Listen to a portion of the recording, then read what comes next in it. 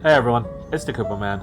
It seems to be extremely prevalent these days that anytime a new video game or a new piece of media is released, or even is known to be in development, it quickly turns into a culture war battle fought over by the two most annoying groups in existence. On the one side, you got the political far left. People whose only concern when it comes to media is how many checkboxes of theirs that particular piece of media checks. Are there enough minorities, women in positions of power, transsexual pride flags, etc., etc. They're only there to ensure that their political messaging comes through loud and clear, and if it does not, they will be sure that there is hell to be paid. On the other side, you have the so-called political far right. So-called because many times it's proven that the figures who represent this side don't actually believe in anything other than furthering their own influence and lining their own pocketbooks. And they will go through every new video game or movie with a fine-tooth comb until they find something they can complain about to their subscribers on YouTube or X, and then pass around the collection plate so they can continue making their living being a dishonest grifter. And even outside of the political affiliations, you still see transparent attempts just to make clickbait without a supposed political agenda, such as this Marvel Token Fighters video, which has been brought to my attention mid-December of last year. The old provocative title and thumbnail and capitalization of buzzwords for emphasis for what was a clip compilation of stolen content. The original Coca-Cola of clickbait.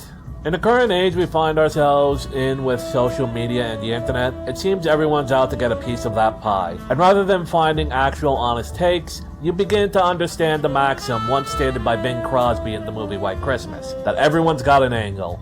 And more often than not, that angle is the extraction of as much money and attention as possible on any given trend. Ever since it became possible to make money as a social media influencer, we began to see these less than honest tactics become far too common, all as a means of trying to provoke attention and generate revenue. And since the advent of the ex-partner program, it's become as bad as it's ever been, with very few ways of stopping it.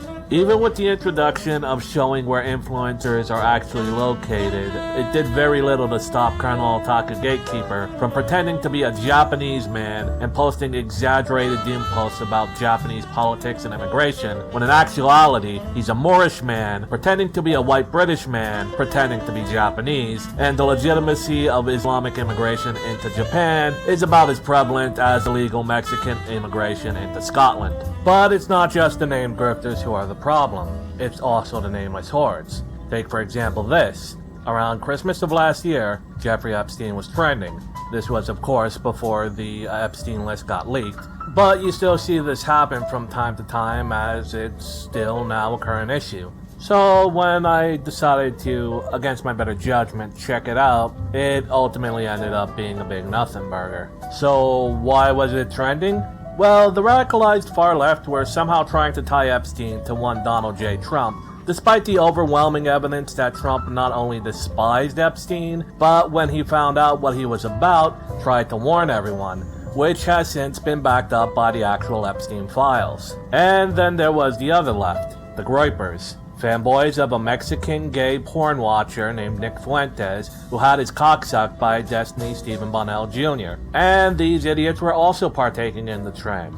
They were also attacking Trump because in their mind, Trump is a Jew. The amazing thing about the political extremes is how both of them hate the Jews so badly. Considering that Hassan and Nick Fuentes both consider harassing Hila Klein to be morally correct because she was part of the IDF, as if a nation state defending itself from its overwhelming and extremist enemies is a crime. But anyway, back to the topic at hand. So how has it come to this? Well, to quote scripture, 1 Timothy 6:10, King James Edition. For the love of money is the root of all evil, which, while some coveted after, they have erred from the faith, and pierced themselves through with many sorrows.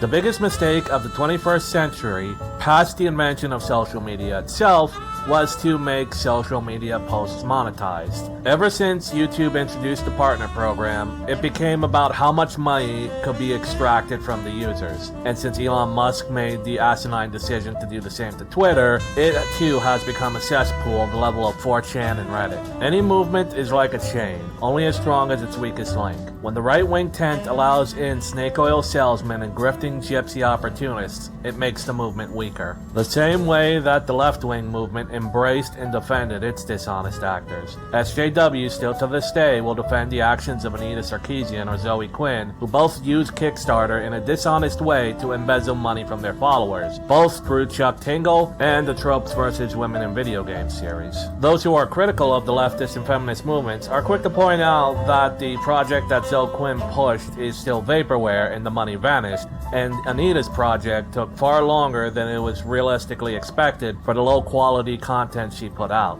But then again, a number of those critical of those two turn a blind eye to the likes of Mark Kern, also known as Grums, or Ethan Van Sciver in the Comicsgate movement, both of whom also engaged in Kickstarter-based fraud. Grums for taking $500,000 for a game, no, a vertical slice demo of a game that he has still yet to produce beyond a mere low-effort asset flip, and Comicsgate has a history of failed or late projects that fail to meet expectations. To the point where anyone who can be objective and honest would ask, where did the money go? And the answer in both the left and right-wing examples is probably up somebody's nose.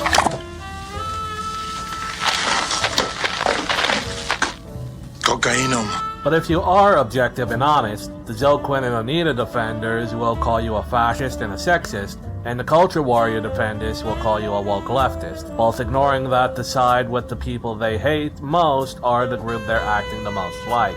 And that both sides are wearing the same kind of ideological blinders that is allowing them to be fleeced. And it's not just the top tier names. Lower on the food chain, you got guys like Daka Daka 1, Shitpost Rock, or Pirate Nation, who posture as Western culture defenders and shitposters on X, riling up culture war battles over games like Fallout New Vegas, the Fallout TV show, Red Dead Redemption, or Alan Wake 2. They'll dunk on DEI, wokeness, Bethesda's flops, and lore breaks to farm likes and views, but that doesn't change the fact that they haven't even played or really deeply understood half of the titles they trash, and those donation links are always there, front and center, to take money from the deeply gullible. It cannot be explained to me, at least not in good faith, how individuals like these are any different from the grievous mongers like Big Red and the like from 10 years ago, who would similarly sit online all day and post about social justice talking points while requesting followers to donate to their Patreons to fight for women's rights, trans rights, or what have you.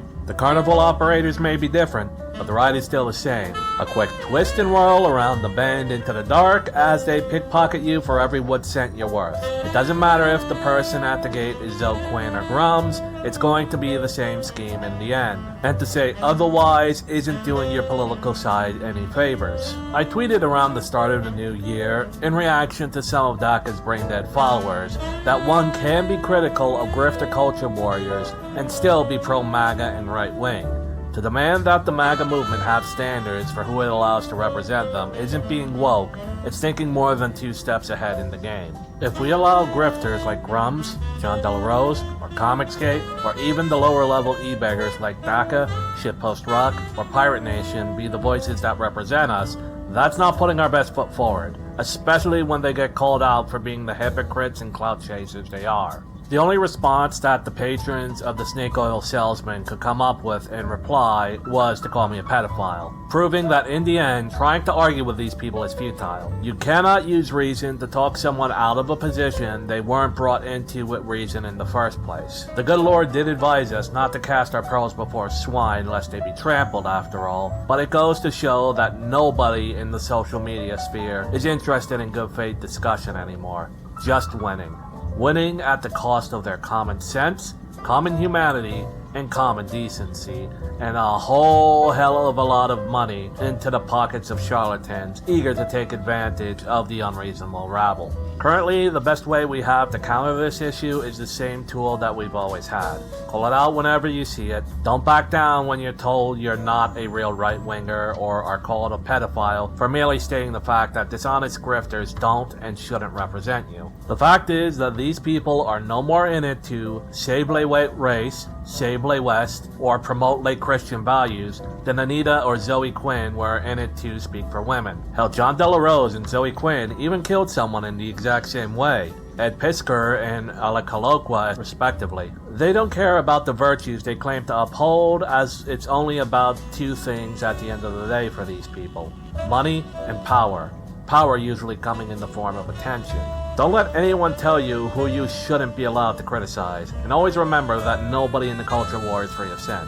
If you become the devil to defeat the devil, the amount of devils remains the same. Hopefully, more people will wake up to this game, and grifters like Daka, Shitpost, John Delarose, Anita, Brums, and the like will end up destitute and homeless because people like them have nothing real to contribute to society.